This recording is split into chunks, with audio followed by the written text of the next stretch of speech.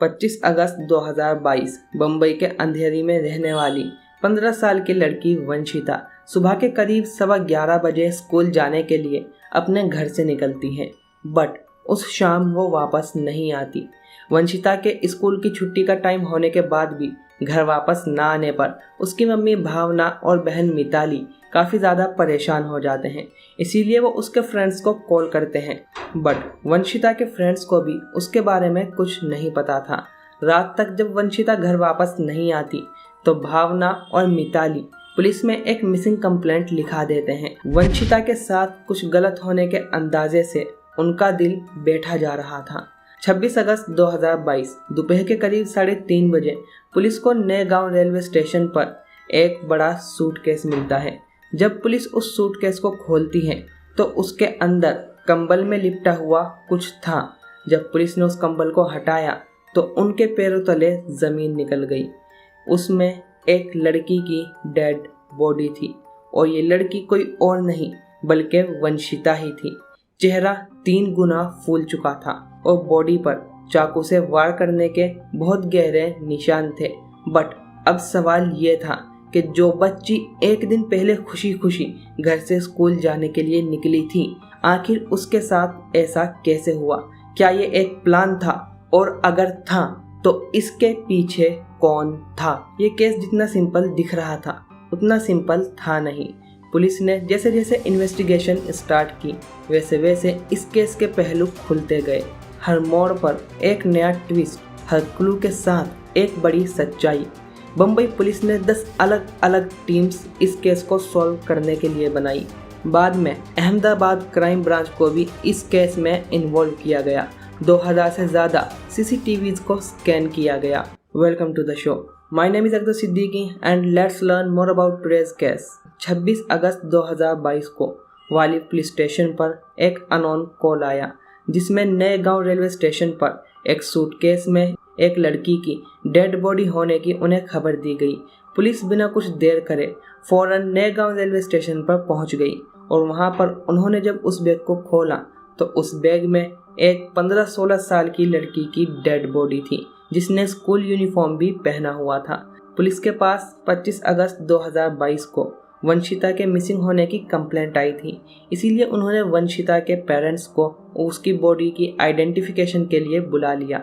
वंशिता के पेरेंट्स को कुछ घंटे इंतज़ार करने के बाद वंशिता की डेड बॉडी को दिखा दिया गया। वंशिता की डेड बॉडी देखकर उसकी मां भावना बहुत ज़ोर ज़ोर से रोने लगी और बहन मिताली भी अपने इमोशंस को कंट्रोल नहीं कर पाई।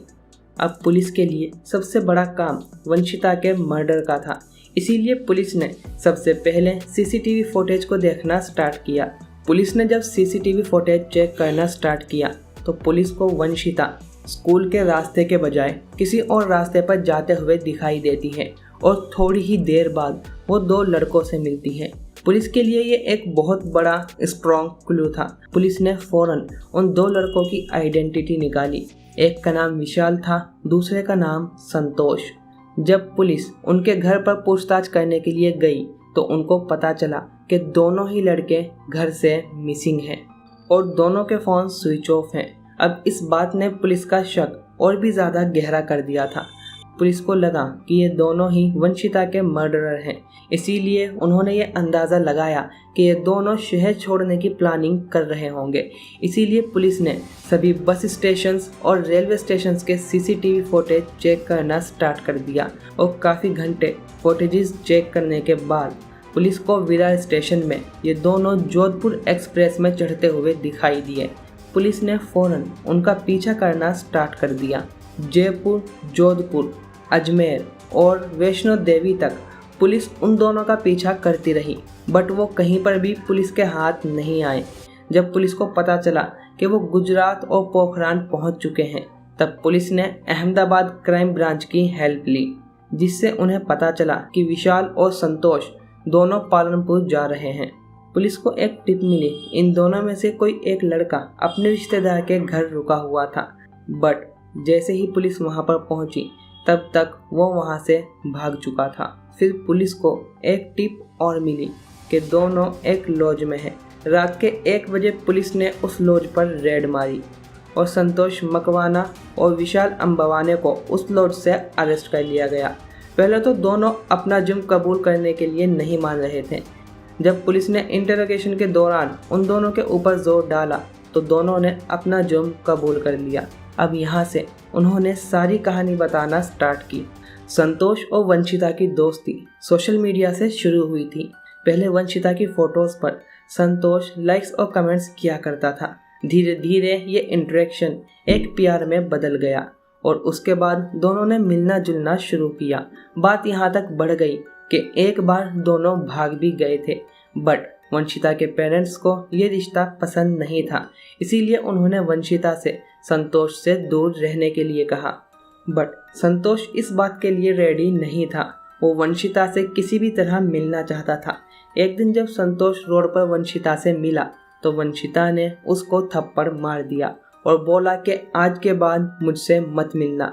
बट वंशिता को नहीं पता था कि ये उसकी लाइफ की सबसे बड़ी गलती होने वाली है।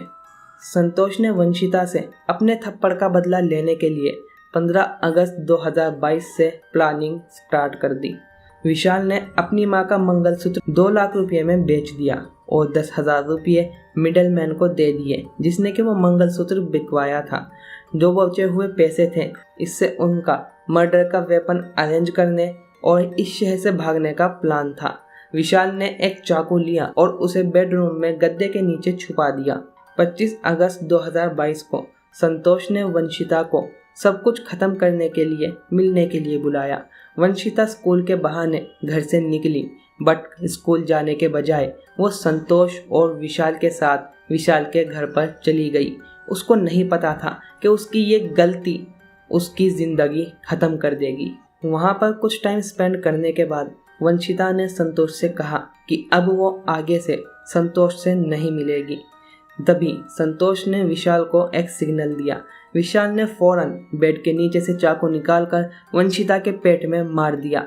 वंशिता ने जब चिल्लाने की कोशिश की तो संतोष ने उसका मुंह पकड़ा और उसके बाद विशाल से चाकू लेकर वंशिता के पेट में जब तक मारता रहा जब तक उसकी सांसें नहीं थम गई।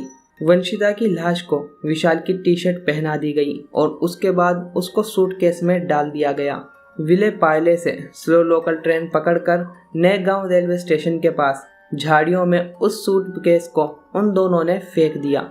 फिर वसाई जाकर नए कपड़े लिए, न्यू हेयर कट बनवाया और स्काई वॉक पर कपड़े चेंज किए।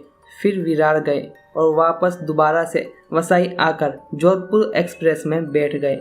वो दोनों इंजन के पीछे वाले कंपार्टमेंट में बैठे ताकि सीसीटीवी से बचा जा सके। दोनों ने अपने फ़ोन स्विच ऑफ कर लिए। पुलिस ने उनकी निशानदाही पर वंशिता की स्कूल यूनिफॉर्म, स्कूल बैग और फ़ोन रिकवर किया। विशाल ने यह कन्फेस किया कि संतोष ने उसे इमोशनल ब्लैकमेल किया था और कहा था कि हम कभी नहीं पकड़े जाएंगे क्योंकि लाश कभी मिलेगी ही नहीं। ये एक प्री प्लान्ड मर्डर था जो कि एक लड़के का ईगो हर्ट होने की वजह से किया गया था। क्या हमने कभी सोचा है कि सोशल मीडिया पर एक पोलाइट चैट, कुछ इमोजीज और एक प्रोफाइल के पीछे किसी इंसान का असली चेहरा छुपा हो सकता है? कितनी आसानी से हम इमोशनल इंटीमेसी को लव समझ बैठते हैं और अपनी लाइफ की कुछ ऐसी गलतियां कर बैठते हैं जो कि कभी सुधारी नहीं जा सकती। और संतोष जैसे लोग इस चीज़ का फ़ायदा उठाते हैं और जब उनका कंट्रोल तोड़ दिया जाता है तो वो प्यार नहीं, एक क्लिनिकल नार्सिसिस्ट रेज बन जाता है। ये एक ऐसी साइकोलॉजी है कि अगर तुम मेरी नहीं तो मैं तुझे किसी की भी नहीं होने दूंगा। इस केस का असली सवाल ये नहीं कि संतोष ने क्या किया, बल्कि असली क्वेश्चंस ये हैं, क्या हम अपने बच्चों को रिजेक्शन से डील करना सिखाते हैं?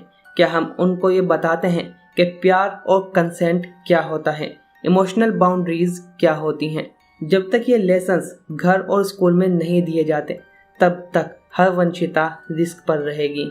मेरा मैसेज सिर्फ लड़कियों के लिए ही नहीं बल्कि लड़कों के लिए भी है। अपने इमोशंस को कंट्रोल करना सीखिए। अपने अट्रैक्शन या फिर ईगो को प्यार समझने की गलती मत कीजिए। और अगर आप कहीं पर बाहर जा रहे हैं तो एटलीस्ट किसी को इन्फॉर्म करके जाइए कि आप कहाँ पर जा रहे हैं। And that's all from my side. Hope you like the video and thank you for watching.